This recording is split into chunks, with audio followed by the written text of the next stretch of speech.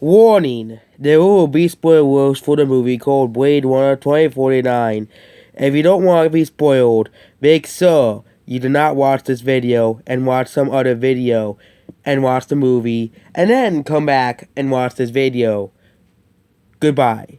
Blade Runner 2049 was a great movie that released 2 years ago, 2013.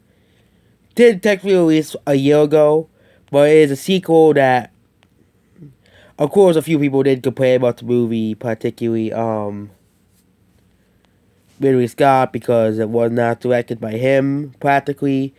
It's based off the book, The Android's Dream of Electric Sheep. So it's based off of the Blade Runner comic books. It received 9 nominations for Academy Awards, even though it should have been nominated for Best Picture, but they did not do that for some reason. But they gave it to The Shape of Water, which did not deserve Best Picture. But in 2049, replicants, basically bioengineered humans, are slaves. Kay, a replicant, works for the Los Angeles Police Department as a Blade Runner, an officer who retires and kills rogue replicants. As a protein farm, he retires Sapper Morton and finds a box buried under the tree. The box contains remains of a female replicant who died during the Caucasian sexes would demonstrate that replicants can reproduce. They can have babies, basically. K Superior Altiste Darcy is fearful that it could be between a war between the both. She finds K in order to get the replicant child and hide the truth. This movie is very long as well, so we could be in a big ride here. K visits the headquarters of the core company and the successor in interest in manufacturing the replicants, the defunct Tyrell Corporation. Some guys identify female DNA from archives and replicant designed by Dr. Edar Tyrell. K learns of Rachel's romantic ties of former Blade Runner Rick Deckard. Wars Corporation wants to discover the secret replicant reproduction to expand interstellar colonization. He sends it to Love to steal the remains from the headquarters. Follow Kay to Rachel's child. At Morton's farm, Kay sees the release date carved into a tree trunk, and there was a childhood memory of a wooden horse toy, specifically horse toy.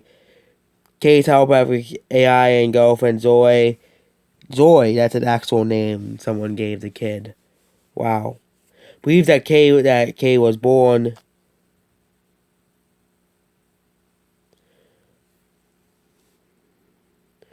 Believes that Kay was born, not created. He searches the records and discovers twins were born with identical DNA, but only the boy is listed as alive. Kay tracks the child to orphanage. Recognizes the records were to be missing. Kay recognizes the orphanage from his memories and finds a toy horse when remembers hiding it. Dr. Anna Stalin, designer of replicant memories, confirms that the memory of the orphanage is real, leading Kay to conclude that he is Rachel's son. At the headquarters, Kay fails a bit test and now he's rogue, so he has to make sure he does not get killed. So she gives Kay 40 hours to appear at Zoe's request. Kay reluctantly transfers her to a mole emitter, an emulator, so he cannot be traced through memory files.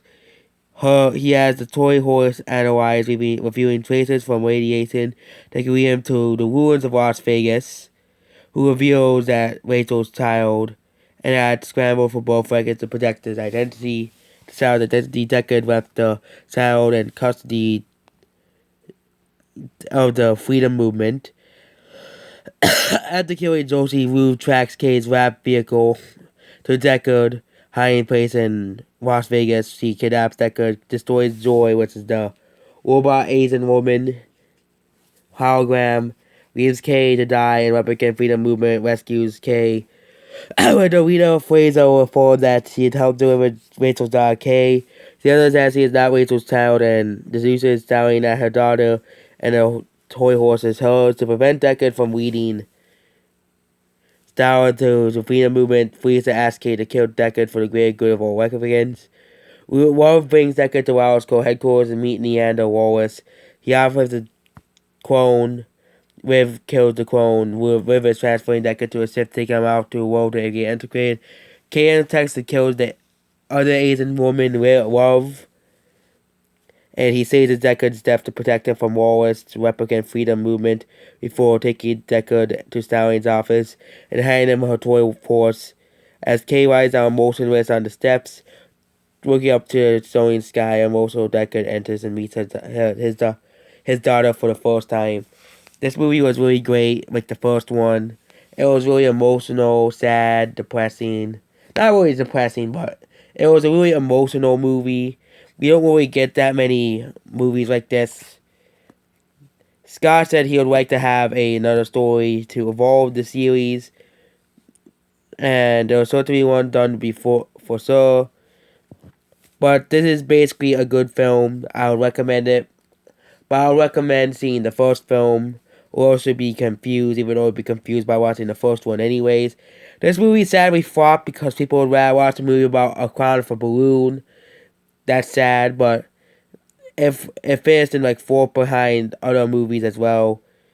And Blade Runner was a good movie, but nobody wanted to see it because of reasons. And 2013 was not really that good of a year for movies in general. A lot of movies kind of failed, just dropped, sequels just dropped. And I kind of expect 2019 to be similar to 2017. I thought 2017 was going to be like the biggest movie year for movies yet, but it was kind of disappointing as a whole. I give this movie a 9 out of 10. Great visuals, great characters, great setting, great story, emotional, good characters, believable characters, and everything. Make sure you like, share, subscribe, and goodbye.